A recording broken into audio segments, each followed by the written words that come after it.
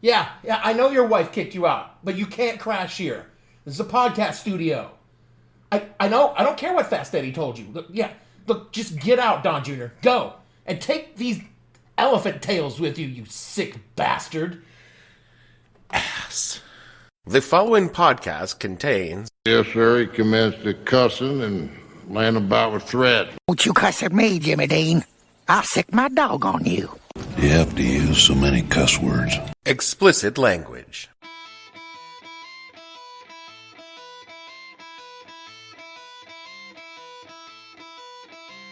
Hello and welcome to the podcast that asks a simple question. When you live in a universe filled with horrible threats to humanity and don't have a space force? What the hell were you thinking? I'm your host, Dave Bledsoe, and this is a Friday, March 16th, 2018 Space Force edition of the show, where we talk about the newest branch of America's mighty, mighty military, the Space Force. Stay tuned. The What the Hell Were You Thinking podcast is brought to you by the Space Force. Join up and see the universe. From the central core to the rim territory, the Space Force protects humanity from the Gabulon Empire from beyond the void. You too can be part of humanity's last best hope for peace in the Space Force. From a Solar Ranger Corps to guarding the solar system to Perkle's Pathfinders leading the way on the outer rim, the Space Force needs brave men to sign up today. Star pilots, interstellar shock marines, planetary enforcers, and even Imperial Praetorian Guard. The future is now in Space Force. Drop into your local Space Force recruiter and say, I am ready to protect humanity in the Space Force. High adventure in the wild, vast reaches of space. Missions of daring in the name of interplanetary justice.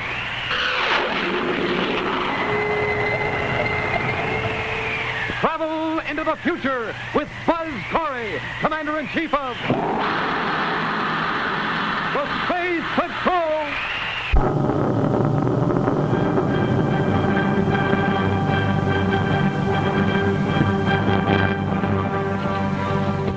It's not every day that I will jump on the Trump train with wholehearted support, or even cringing acceptance.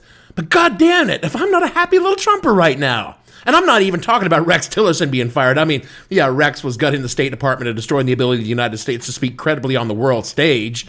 He had one job to do. And that job was, pretty much to destroy the State Department. But on the other hand, he did call Trump a fucking moron and then refused to apologize for it. If I were Rex, I'd walk out of Foggy Bottom and tell every reporter that fucking moron would be a colossal understatement. But Brexit is not why I'm Team Trump, just for this 1 week. My new national strategy for space recognizes that space is a warfighting domain, just like the land, air, and sea. We may even have a Space Force. We'll develop another one. Space Force. We have the Air Force, we'll have the Space Force. We have the Army, the Navy. I was saying it the other day because we're doing a tremendous amount of work in space. I said, maybe we need a new force. We'll call it the Space Force. And I was not really serious. And then I said, what a great idea. Maybe we'll have to do that. That could happen. Hell yeah! We're getting a Space Force. Not the Space Command, which is a pretty cool sounding thing to have, but Air Force Space Command, the problem is that Space Command never gets to go into space. I mean, I checked. When I was in the Air Force and I learned we had a Space Command detachment on my base in California, I ran the fuck in there to the commander and I was like, you guys need like a space cop or something? Because I'm totally ready to go right now. And they just looked at me and said, because you, my friend, are a juvenile dipshit. Yeah, Space Command doesn't go to space. Just do radars and satellites and shit. I mean, they don't even have one laser pistol. How can you call yourself a Space Command and not have a laser pistol or a blaster rifle? But Space Force, well, I'm telling you, pod friends, you know they are going to have all kinds of lasers, masers, and phasers and tasers because they are a force. The Force? Not the Force, just a force. It's different. The new Space Force would be an offshoot of the Air Force, like the Marines, or an offshoot of the Navy, and the Space Force would have its own 4-star general, and presumably a fleet of intergalactic warships and power-armored, genetically modified super soldiers. It's complicated, and when the news story is complicated, I like to turn to someone who can break a complex issue down for me in a way that I, a non-Space Force member, can truly understand. Let me explain. No, there is too much. Let me sum up. But since Inigo is usually busy searching for the six-fingered man, I have to turn to Vox.com. They said in an article, quote, "What was once the final frontier could soon become the front line of a future conflict. At least that's the view of the Defense Department. Space is no longer peaceful domain," Deborah Lee James, the last Air Force Secretary, said in an interview last July. "There's a real possibility that a conflict on Earth could bleed into space," unquote.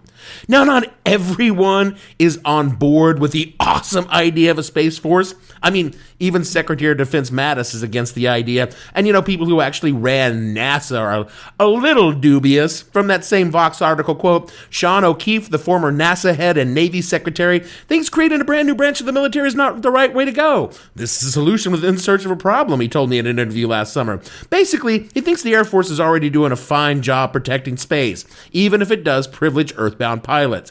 Creating a Space Force would just add another layer of bureaucracy to an already massive organization, the Pentagon, unquote. Boring! And there is a certain amount of suspicion that the president, and this may be shocking to some of you, does not know that we already have a Space Command and that he was just talking out of his ass.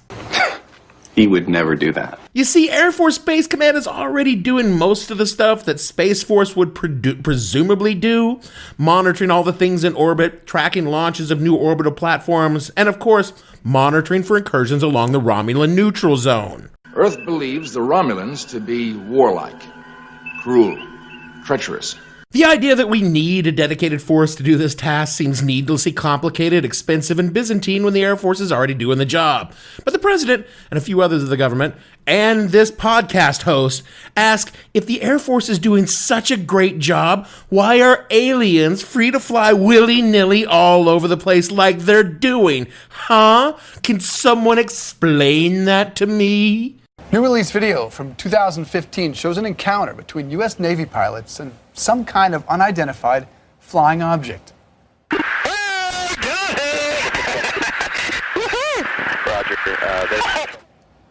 Wow, the clip was released by the private research and media group To the Stars Academy of Arts and Science. The group says the video is authentic Department of Defense footage showing the high-speed flight of an unidentified aircraft at low altitude off the East Coast.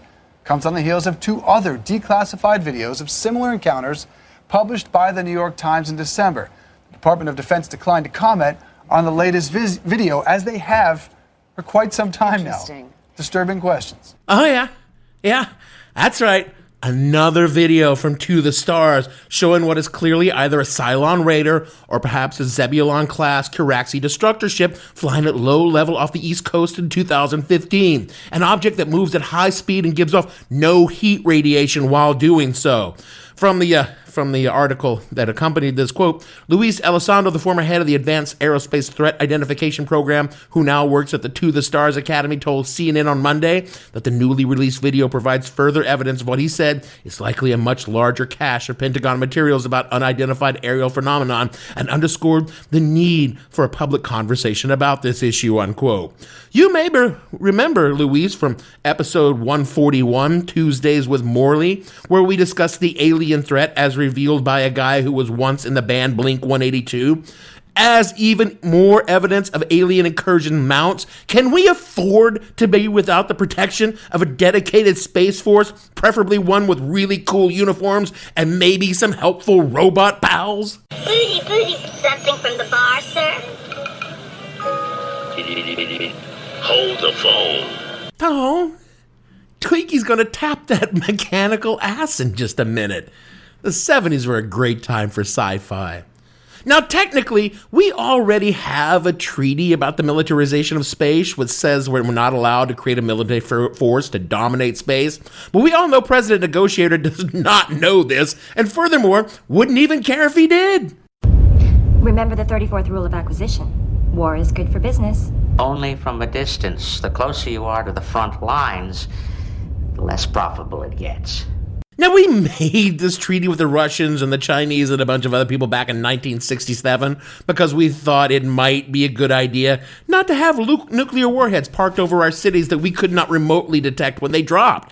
And the rest of the world also thought, that is a good idea. And in that same treaty, we agreed that the moon and all other non-terrestrial planets in the solar system would never be used as military bases or have military forces stationed or even training on our surfaces, which is why the National Aeronautics and Space Administration is a civilian agency, and all the astronauts who are serving in the military are on detached service from the military, meaning they're not acting in their military capacity while serving in NASA. But this will not stop Trump from assuming at least the honorary title of ex-confidence trickster, part-time galactic president, once described by eccentrica Columbits as the best bang since the big one, and recently voted the worst-dressed sentient being in the universe for the 7th time running.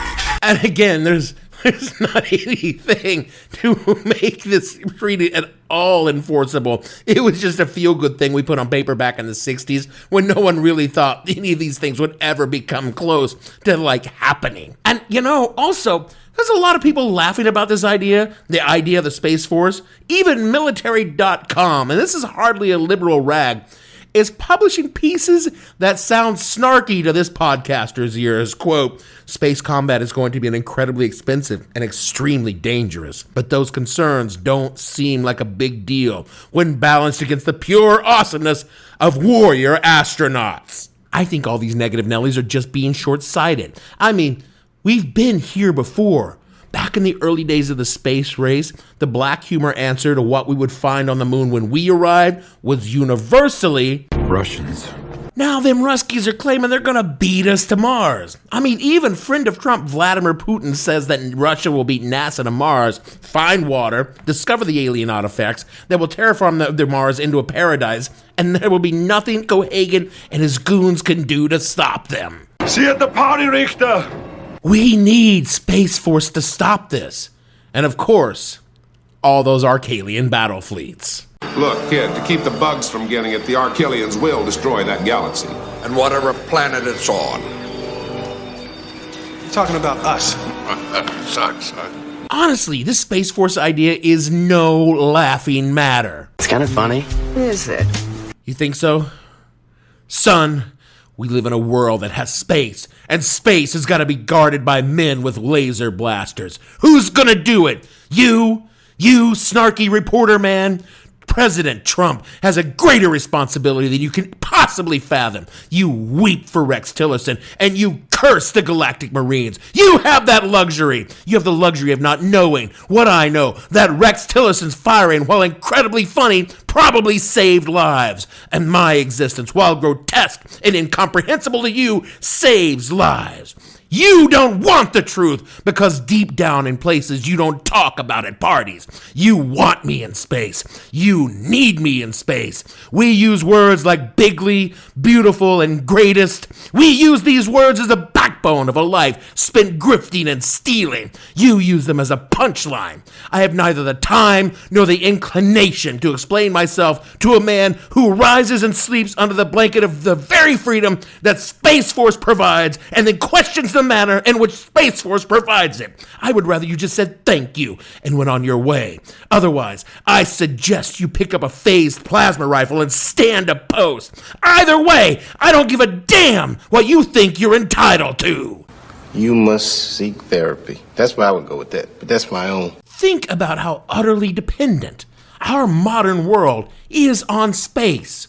No one over the age of 25 has a single fucking clue how to read a map. Hand a young person a road atlas, and they will stare at it like a marmoset doing a math equation. Hell, most people never had a real clue on how to read a map anyway. All those different colors for this kind of road, orange for freeways, yellow for highways, blue for roads that are going underwater or something. I don't know. All I do know is before GPS, humanity spent half their time trying to read a map, and the other half of the time trying to figure out how to fold that map the way they bought it from the gas station. No, you're making this too hard. Protecting the GPS satellites is actually an incredibly important mission that impacts every one of us.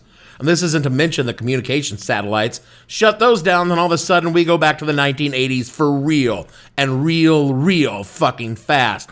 Do you want to go back to depending on landlines and fax machines?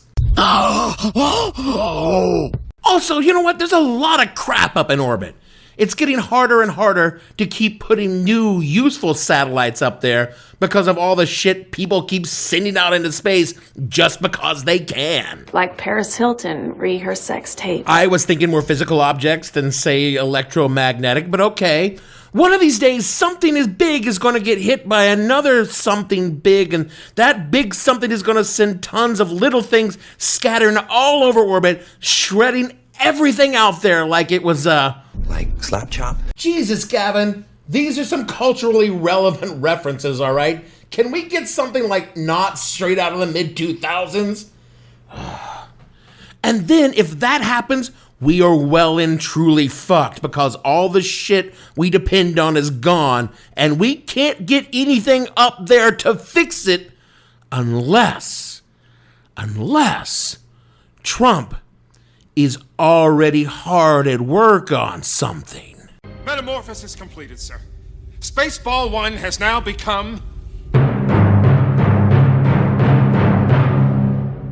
Mega Maid.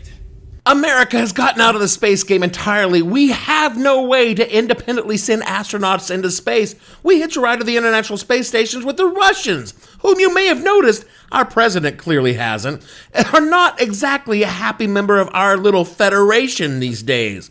SpaceX's new orbital lifters are capable of sending satellites up, but they're still not ready to put a human being in orbit, though they plan on being able to do so by the end of the year. But you know, when it comes to shooting rockets into space, things have a tendency to be delayed or worse. Bloated up real good. And that's not funny at all. I've lived through 2 of the 3 blowed up real good moments in modern space travel and prefer to not live through number 4.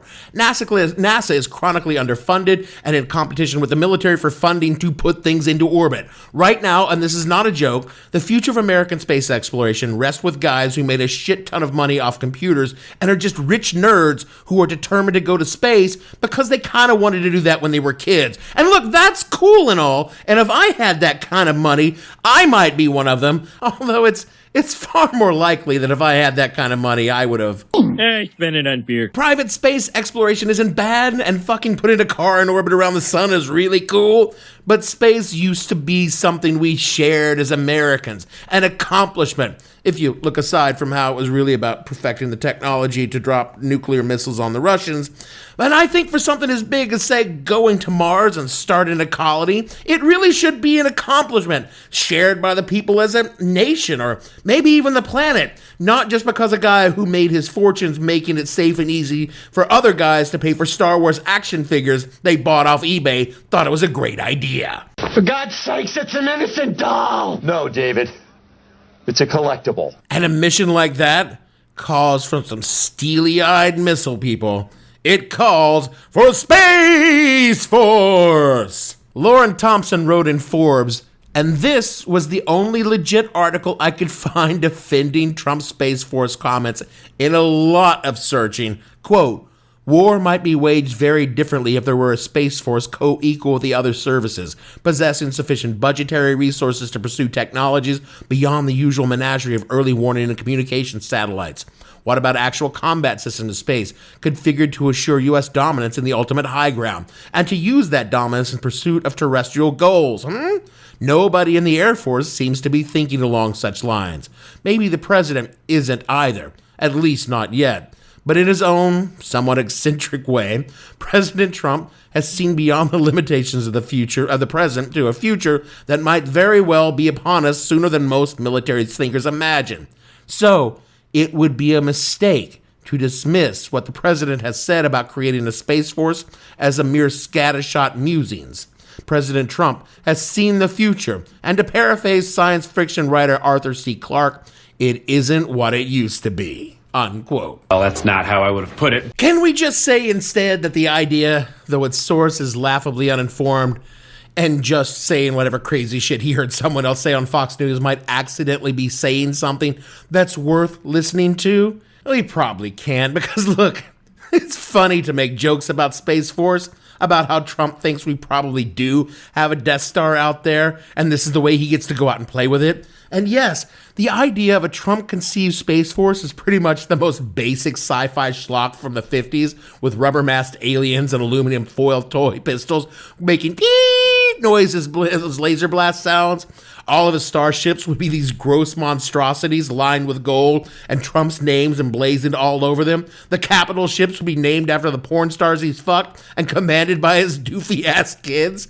Would you want to serve on the Trump star Stormy, commanded by Galactic Star Admiral Eric Trump? Oh, and all the women in the crew are in uniforms so revealing, they make Colonel Wilma Deering look like she's wearing a nun's habit. And there's nothing to eat on board but Trump steaks and Trump water, but there is a ration of Trump vodka and wine when you would win a battle against the bad hombreites of planet MS-13.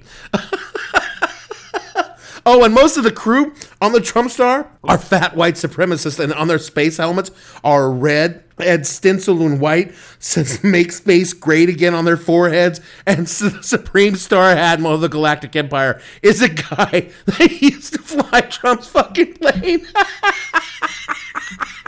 Okay, this is Trump's Space Force, and it's not a pretty sight. Oh, and you know what's worse? You know that if Trump hired people to build his starships, he would stiff the contractors, and the warp engines would cut out, and they orbit a planet collusion on 36, and no one would ever be able to get home, and the remainder of the crew's lives are just spent watching loops of the Galactic Star Emperor Trump being peed on by Russian space hookers.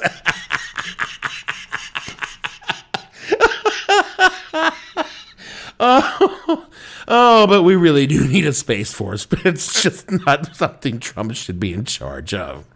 And all I know is I love the idea of a Space Force. And if it is a branch of the Air Force, I'm going to see if I can get my service retroactively changed from the Air Force to the Space Force. But in no way would I sign up to serve now. Because you know, the uniforms are just this spandex unitard with a long-ass red tie. And there's no way I'm squeezing my big fat ass in a spandex unitard. Even if I do get to serve on the Trump Star, which is commanded by Imperial Star Temptress and Queen of Zebulon Nebula, Tiffany Trump.